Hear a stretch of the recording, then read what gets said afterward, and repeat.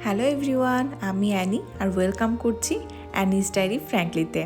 সবাই কেমন আছেন? আশা করি সবাই খুব ভালো আছেন, সেই সাথে আমিও খুব ভালো আছি।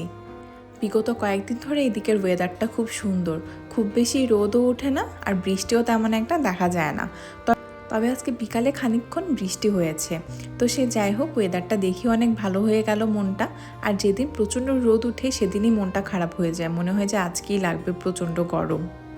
এদিকে একটু ছাদেও চলে এসেছি, ও পাশের বারান্দা থেকে একটু হাঁটাহাঁটি করলাম আর সকালবেলা ওয়ার্ম আপ এক্সারসাইজগুলো করে ফেলছি। এই এক্সারসাইজগুলো করলে না আমার সারাদিন ভালো যায় আর প্রচুর এনার্জিও পাওয়া যায়, কিন্তু অলসতার জন্য প্রতিদিন কন্টিনিউ করা হয় না।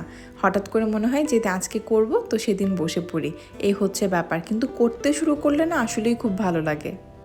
এক্সারসাইজটা শেষ করে তারপর ডিটক্স ওয়াটার নিয়ে নিচ্ছি। ডিটক্স ওয়াটার নিতে নিতে মনে পড়লো যে আজকে কিছু বাজার করা দরকার। টুকটাক কিছু জিনিসপত্র নেই, যেমন ডিম, একটা ফুলকপি হলে খুব ভালো হয়, তারপর কিছু সবজি। তো জল খেতে খেতে চিন্তা করছি যে সকালবেলা বাজারে যাব কি যাব না। অনেক বেশি চিন্তা ভাবনা হয়ে গেল। চিন্তা করতে করতে তখন ফাইনালি ডিসিশন নিলাম চলেই যাব। কিন্তু এদিকে হয়েছে কি, ওরা সব ভাই বোন ঘুমাচ্ছে। তা এখন আমি কি করি, বাইরের দিক থেকে দরজাটা আটকে ডিসিশন নিয়েই চলে গেলাম। ঘরের জামা কাপড়েই বেরিয়ে গেছি, বাড়ির খুব কাছেই 5 মিনিটের মতন হাঁটলেই প্লাজা। ওখানেই সব কিছু পাওয়া যায়, সবজি থেকে শুরু করে চিকেন, আপনি যা কিছু ঘরের চান প্রত্যেকটা জিনিস A to Z সব পাওয়া যায়। আর সকালবেলাও এই ওয়েদারে হাঁটতে বেশ ভালোই লাগছিল। আমি কোনো প্রিপারেশন ছাড়া ঘরের কাপড় চোপড় এভাবেই বেরিয়ে গেছি, ভাবলাম এখানে আমাকে আর কে চিনে, যাব টুক করে বাজার করে চলে আসব। ওই তো বলতে বলতে চলে এসেছি। লাল যে বোর্ডটা দেখা যাচ্ছে ওটাই হচ্ছে ওই প্লাজাটা। আর এদিকে যে দুই পাশে গেটটা দেখতে পাচ্ছেন, রাত হলেই না এই গেটটা এখানে আটকে দেওয়া হয়, মানে সিকিউরিটির কোনো প্রবলেম নেই। ডান পাশে ATM বুথও আছে।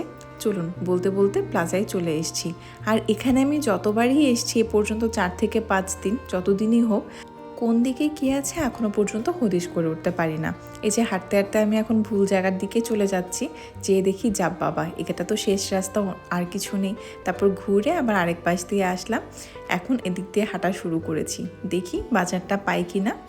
সামনের দিকে হাঁটা দিচ্ছি। এখন মনে হচ্ছে যে না, ওই যে সামনের দিকে দেখা যাচ্ছে সবজির দোকানটা, ঠিক মতোই এসে পৌঁছেছি।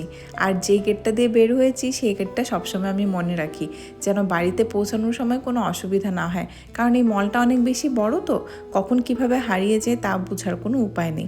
এখানে ঢুকেই সবার প্রথম আমার চোখ পড়লো কলাগুলোর দিকে। দাম জিজ্ঞেস করাতে বলল 80 টাকার মতন কেজি। তো আমি এখানে 700 গ্রাম কলা নিয়েছি। আর এখানে নিয়েছি স্প্রাউট শরীরের জন্য খুব ভালো। এখন থেকে চেষ্টা করব স্প্রাউটের সালাদ বানাতে। এখানে আমি নিয়েছি গাজর, কলা, স্প্রাউট আর হচ্ছে কিছু বিনস আর আলু। ব্যাস, এই নিয়ে নিলাম এক ট্রে ডিম। ওই দোকানটাতে আমি ভালো ফুলকপি খুঁজেছি কিন্তু পেলাম না, ফুলকপিগুলো যেমন কেমন ফ্রেশ না। তারপর মাঝখানে আমি আরেকটা দোকান থেকে যেয়ে ওখান থেকে ফুলকপি নিয়ে এসেছি। এখন মনে করে করে এই রাস্তা দিয়ে বেরোচ্ছিলাম যে রাস্তা দিয়ে ঢুকেছি, যেন বাড়ি পৌঁছতে কোনো ঝামেলা না হয়। অনেকগুলো গেট তো, কখন ঝামেলা হয়ে যায় বলা যায় না। একটা ফুলকপি নিয়েছি, সেটা 180 টাকা করে কিলো। 600 গ্রাম ফুলকপির দাম পড়েছে 107 টাকা। যাই হোক, কি আর করার, শখের দাম 80 টাকা, সেটাই হচ্ছে কথা। কলা, গাজর আর স্প্রাউট, এখন এগুলো সব কিছুকে গুছিয়ে রাখবো। আজকে সকালবেলা আবার মনে পড়লো ফ্রিজটা একটু নোংরা হয়েছে, ফ্রিজটাকেও পরিষ্কার করব। তো আমি দেরি না করে ফ্রিজ পরিষ্কার করতে শুরু করে দিলাম। তখনও পর্যন্ত দিদি আসেনি, দিদি এর মধ্যেই কিছুক্ষণের মধ্যেই চলে আসবে। আমি এদিকে কাজটুকু আগাতে থাকি, দিদি এসে বাকি যে পার্টটুকু আছে ওগুলো ধুয়ে দিবে। আমি শুধু মুছে মুছে জিনিসগুলোকে গুছিয়ে রাখবো। বেশ অনেকদিন ধরেই ভাবছি জানেন যে ফ্রিজটাকে পরিষ্কার করতে হবে, কিন্তু কোনোভাবে আর সময় করে উঠতে পারছি না। ব্যাপারটা তা না, অলসতামির জন্য ধরছি না, এটা হচ্ছে কথা। তো এই যে এদিকে ফ্রিজও ক্লিন হয়ে গেল। এর মধ্যে 8:30টার দিকে দিদিও চলে এসছে। আজকে আবার ওর অফিস আছে, এদিকে আমি খুব তাড়াহুড়োও করছি, প্রত্যেকটা জিনিস তাড়াতাড়ি করে গুছিয়ে আবার এদিকে রান্নাটা বসাতে হবে। আজকে তেমন কিছু করব না, শুধু একটু বেগুন ভাজি, পনিরের তরকারি আর ডাল কালকে একটু বেশি করে করে বাটিতে আলাদা করে তুলে রেখেছিলাম, যেন আজকে অফিসের জন্য দিতে পারি, সেটাই দিয়ে দিয়েছি। আর অল্প একটু সালাদ কেটে দিব, ব্যাস। আমি যেহেতু ছুরি দিয়ে কেটে অভ্যস্ত নই, তো কাটাগুলো আমার এখনও পর্যন্ত বাঁকা তেরা হয়। যাই হোক, বলতে বলতে হচ্ছে সকালবেলা মাসি এসে ভাতটা নামিয়ে নিয়েছে, আর এদিকে আমি বেগুন ভাজিটা বসিয়ে দিচ্ছি, অপরদিকে পনিরের যে তরকারি আছে সেটাও বসিয়ে দিব। এই বেগুন ভাজিটা খেতে অনেক বেশি ভালো লাগে শীতের মধ্যে।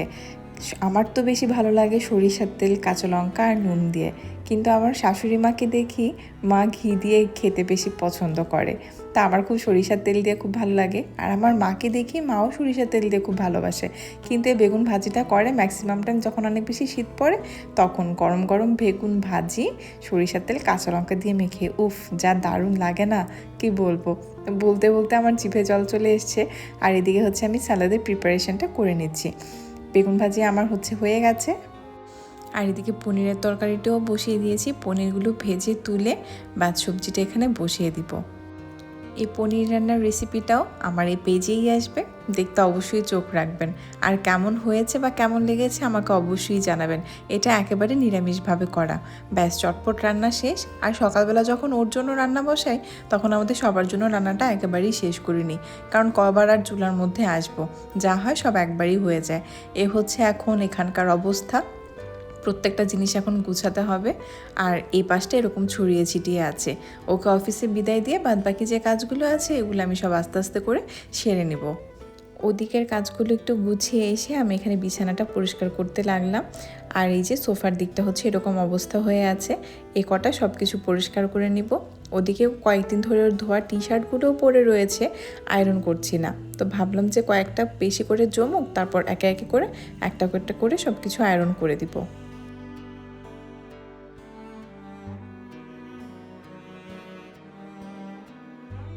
মোটামুটি এদিকের কাজ কমপ্লিট, সব কিছু আয়রনও হয়ে গেছে। আসলে ঘরটা খুব শান্তির জায়গা। সব কিছু পরিষ্কার পরিচ্ছন্ন থাকলে মনটা এমনি অর্ধেক ভালো হয়ে যায়। এই ছিল আমার আজকের দিনে খুব ছোট্ট একটা ব্লগ। সবাই ভালো থাকবেন, সুস্থ থাকবেন।